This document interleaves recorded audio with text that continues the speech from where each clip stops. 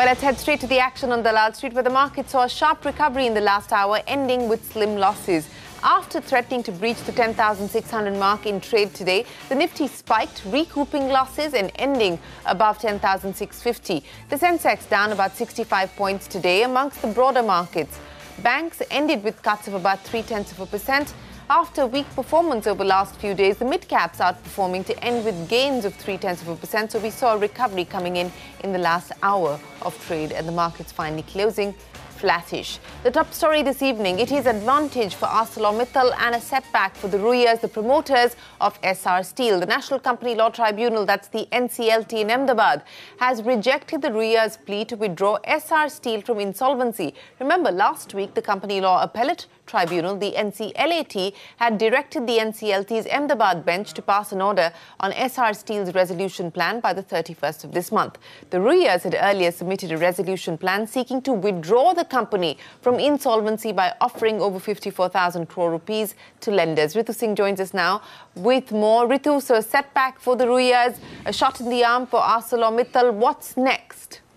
Well, the next step, Shereen, would be moving a higher court. It's definitely not the end of the road for the Ruias. They are, in fact, we're given to understand, looking to move the court as soon as that order copy from NCLT's judgment today is made available, because as per law, they cannot move a higher court until the order is made public. But that said, yes, the maintainability of the Essar Steel promoters' offer to, repay the lenders 54,000 crore rupees and withdraw the company from insolvency proceedings under Section 12A, that has been rejected by the NCLT in no uncertain terms. They have said very clearly that, it was not illegal of the Committee of Creditors to declare ArcelorMittal as the winning bidder, especially in the light of the fact that this case went all the way to the Supreme Court, and up until that time, the Essar Steel promoters had not made any offer, officially on the table so far, and therefore now, their right to redemption as a shareholder would also not be applicable, and IBC itself eliminates the right of any such shareholder, to seek to get the company back, by, citing this particular,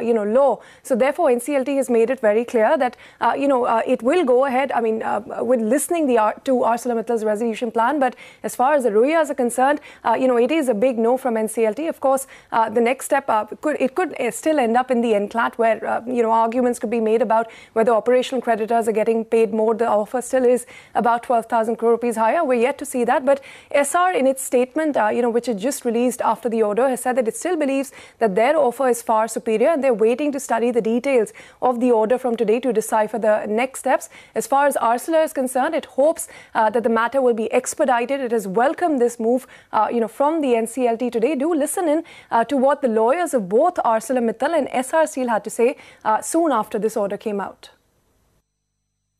See, the judgment is the Essar shareholders had moved an application seeking a permission that they must be allowed to settle this matter. Now, the NCLT has held that only way to settle the matter is through an application under 12A, which is under the court, and that is the only way it can happen. This is not an application under 12A. Supreme Court has also upheld the validity of 12A, so therefore no other way of redemption, everything is permissible, and therefore this application is not maintainable, and therefore this application is dismissed on that count. At this point of time, the Ruias have their back against the wall. There seems to no two ways about it. However, maximization of value and resolution is an important issue that is being looked at. In this case, a very critical issue will be you have a plan where all stakeholders are getting every bit of their money without a sacrifice, as against another plan which in fact would be offering much lesser value and money to the stakeholders. However, the question is the process bigger, or is the interest of the stakeholders paramount? And the question also is that now under 12A, and in the case, the Supreme Court has said it can happen at any stage. The question is, even at a late stage, merely because the process has run a substantial cost, will you deny the operational creditors the money that they are entitled to get? Well, Well, reactions coming in there to the NCLT order in the Essar Steel matter. In fact, just last week, I caught up with ArcelorMittal's Aditya Mittal, and he was very clear that they were confident that the Essar Steel matter would A, be resolved soon, and B, be resolved in their favour, despite the delay in the IBC process. Remember, IBC should be done in about 180 days. It's already 540. Speaking to me on the sidelines of the World Economic Summit, Mittal said he rejects the idea that Arcelor needed to make a revised offer after the new bid by the Ruias, which is almost 12,000 crore rupees higher than theirs. Listen in. I think all promoters have the right to buy back their companies by paying back 100 cents on the dollar, but not 540 days later, right? They should, first of all, not allow the company to go under, right? That's the first requirement. And if the company has gone under, try and find a solution as soon as you can. First submit a bid of 20,000 and then, you know, mess around with the process, I don't think is a promoter trying to act in the best interest of creditors. Is there a possibility at all, and we saw this play out as far as Arcelor is concerned, that there was a last-minute sweetening of the offer? Is that a possibility that you would consider, given the fact that Essar continues to bring up the fact that there is a 12,000 crore rupee difference between what they're offering and your offer? Look, I think we've gone through 540 days. I think what the banks are really focused on is coming to the right conclusion. But is this even a possibility, a revised offer on your part? There's no need, right? The COC has taken a decision. We're in the courts to approve the resolution plan. So at this point in time, I think our bid, if you just looked at the scoring when the bids were open, was far in excess of anything on the table. And today the banks are willing to sell at a discount to our bid. So I think the discussion is not about the bid. The discussion is really about the process, making sure that the employees of Essar Steel have a clear future, making sure that we can make the investments, improve the business, grow the business, and bring in our capabilities to India. Well, that's Aditya Mittal of ArcelorMittal, shot in the arm for their efforts to try and bag Essar Steel. Shifting focus now to earnings. Big day today. Housing finance major HDFC reported a year-on-year drop of over 60% in its net profit. However, despite the decline, third quarter profit at 2,100 crore rupees has topped estimates.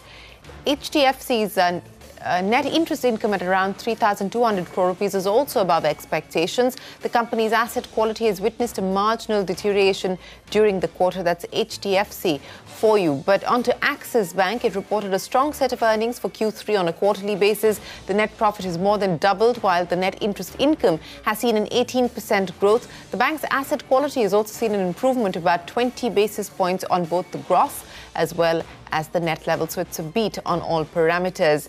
And similar story playing out for Bank of Baroda, reporting a strong set of Q3 numbers. The lender's loan growth at a four-quarter high at 12.3%, leading to an increase in interest margins also coming in at a four-quarter high. Profit, though, was below street expectations, while net interest income beat estimates. Asset quality also saw an improvement. So good story there playing out for banks. Investigative news portal Cobra Post has levelled allegations against housing finance company DHFL. The stock tumbled over 8%.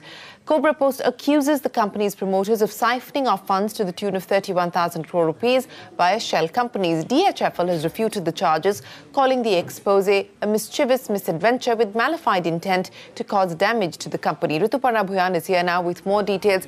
Ritu, take us through the charges that are being levelled by Cobra Post and also DHFL's response. The investigations, according to Cobra Post, were done over a period of a couple of months. And after that, according to Cobra Post, they have arrived at a figure of around 31,000 crore, which allegedly was siphoned off by promoters of DHFL. And that modus operandi was basically DHFL giving loans of worth around 7,390 crores to companies engaged in slum development. But Cobra Post maintains that these companies were not engaged in slum development and were actually a maze of shell companies. That is one. Secondly, around 14,000 crore worth of loans were given to a web of around 45 companies. Again, according to Cobra Post, they allege that these 45 companies, out of that around 34, have connections with the promoters of DHFL. Then, of course, other allegations also, which include, giving loans to shell companies in Gujarat and Karnataka worth around 2,480 crores. before the elections, basically trying to say that they see a connection between the elections and the loans that were given in these states to these shell companies. Now, DHFL has replied to these allegations which have been made by Cobra Post, and DHFL maintains that, and I quote, the mischievous misadventure of Cobra Post appears to have been with a malignant intent to cause damage to the goodwill and reputation of DHFL and resulting in erosion of shareholder value. The company goes on to say that DHFL is a responsible and law-abiding corporate citizen and all loans are disbursed in normal course of business in accordance with industry best practices and in compliance with all regulatory norms. Last but not the least, the company maintains, and I quote again, DHFL and its group companies are confident of meeting any scrutiny on any aspect of our operations and will pursue these frivolous allegations to its logical conclusion. All right, Ritu, appreciate you joining us. That is the latest response there from DHFL to the Cobra Post allegations. Jet Airways, meanwhile, continues to remain in focus. This on the back of news that the airline is considering various funding options as part of its turnaround plan. Options available include conversions of loans to equity and other convertible instruments. The company is expected to seek shareholder nod for its proposals at an extraordinary general meeting on the 21st of February. The airline is also looking to make changes to allow lenders to nominate directors to the board. This along with authorizing the board to negotiate and finalize terms with lenders. So an EGM being called by Jet on the 21st of February. A story that broke right here on CNBC TV 18 being confirmed tonight. The warring promoters of Yes Bank, Rana Kapoor and Madhu Kapoor, could be burying the hatchet. In a press release, Yes Bank has announced that both have decided to appoint one director each on the bank's board. The announcement is expected in April. The director will be appointed on interim special duty and will have the responsibilities of MD and CEO till March. So both Madhu and Rana Kapoor seem to be smoking the peace pipe. Now, yesterday, Congress President Rahul Gandhi announced a minimum income guarantee for the poor if the Congress were to be voted to power. The government, we understand, continues to work on an agri-relief package of its own. Many believe Gandhi's move was a preemptive strike. The buzz in the corridors of power is that the cabinet could clear the agri-relief measures soon. Government sources tell us that the Agri-Ministry has sent several proposals to the Prime Minister's office. Let's go across to Parikshit Luthra for more. Parikshit, this has been doing the rounds for a while now. What is the latest on the possibility of this agri-relief package either being presented in the vote on account or around it? Now, all up to the Prime Minister's office, and it is a political call that this government has to take. We've been hearing this for the last few weeks, and the latest that we're hearing from our sources in the Agriculture Ministry and other relevant ministries is the fact that several proposals, including an income support scheme, also broadening the coverage of the Fasal Bima Yojana, have been sent to the Prime Minister's office, and a lot of data about small and marginal farmers, land holdings in different parts of the country has also been sent. Now it's up to the government to take that call. They have to make some announcement after the election defeat in 3 states in December. It's now just a matter of when. It's possible that there may be an announcement in the budget itself, but what we are hearing that finally the cabinet will have to take a nod, will have to approve this, and the Prime Minister's office will have to give the contours to the final scheme. Okay, we will still wait to see if it makes its way into the vote on account or around it. Parikshit, thanks very much for joining us with that. Now, Rahul Gandhi's promise of a minimum income scheme for the poor faces criticism from the BJP and even BSP chief Mayawati. Asking if the scheme was another cruel joke, Mayawati issued a statement saying, and I quote, "Is this promise also a fake one like Garibi Hatao and the current government's promises on black money, 15 lakh rupees and Achhe Din," end of quote. But the left parties have welcomed the move. Here are political reactions coming in. Universal basic income का जहाँ तक सवाल है, हमारी सरकार नौजवानों के रोजगार के लिए बहुत सी योजना लेकर आई है। राहुल गांधी चुनाव से पहले इसी तरह के वादे करके भ्रम पैदा करना चाहते हैं। नौजवानों की फिक्र कोई करेगा तो नरेंद्र मोदी जी करेंगे। सरकार हमारी बनने वाली है, तो राहुल गांधी जी की सरकार तो बनने वाली नहीं है, इसलिए कुछ भी घोषणा वो कर सकते हैं। जब सत्ता में आएंगे तब तो, इतने दिनों तक सत्ता में थे तो क्यों नहीं किया?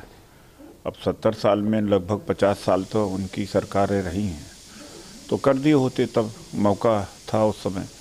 जब सत्ता में आएंगे तब देखा जाएगा, तब कर पाएंगे, तब कहें तो अलग बात है। If a government takes a decision to ensure the minimum income to every citizen of this country, it is very need of the hour, because when the governments can give lakhs and lakhs of crore rupees as a aid to the corporate houses, those whose income is more than 500% every year they are increasing, then why not? The poor and marginalized people have a right of minimum guarantee of their income.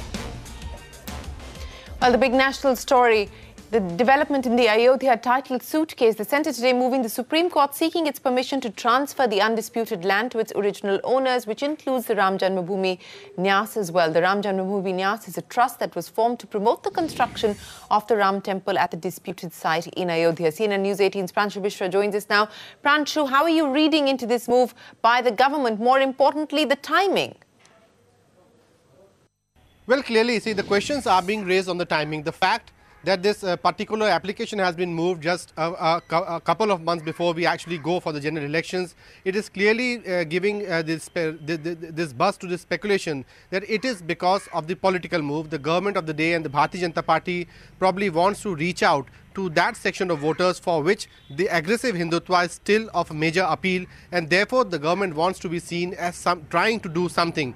Even the opponents in the court, that is the Muslim side, has clearly termed this move as a political move. Jafar Jilani, the lawyer for the Muslim side, has clearly said it's a political move and they are going to challenge in the court whenever it comes up for hearing. So clearly government trying to address or reach out to the Hindutva strong vote bank. It is also trying to send in a message to the RSS and the strong community of saints and seers who have been demanding a legislation or some sort of a ordinance on this entire issue.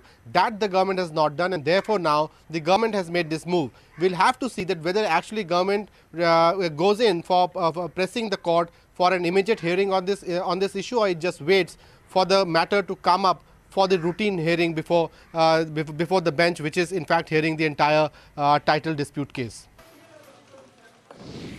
Pranshu, many thanks for joining us. More than 10 northeastern political parties have come together to oppose the Citizen Amendment Bill.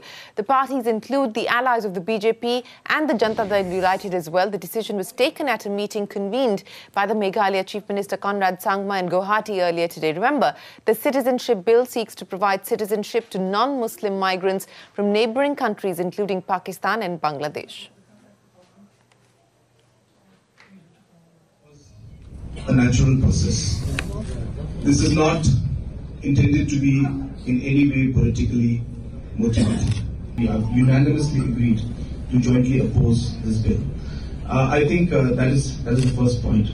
Number two, I think we will hope that after today's meeting and after discussions with Government of India and discussing with other political parties, we are hoping that Government of India will understand the sentiments of the people of Northeast and will consider not to go ahead.